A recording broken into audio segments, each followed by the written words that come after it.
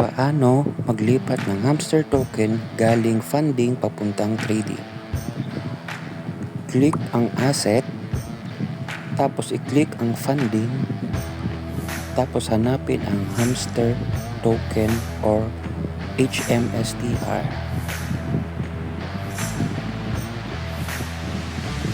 Tapos i-click, then may makikita kang transfer. Click,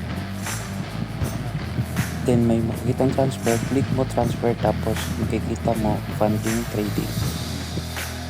At ayun, malilipat na sa trading ang iyong token. Then i-check mo, punta ka ng asset, tapos trading, and then i-type mo yung token HMSTR. Yan, nandyan na siya sa trading. So pag meron na siyang price at na-list na siya, pwede mo na siyang i-trade.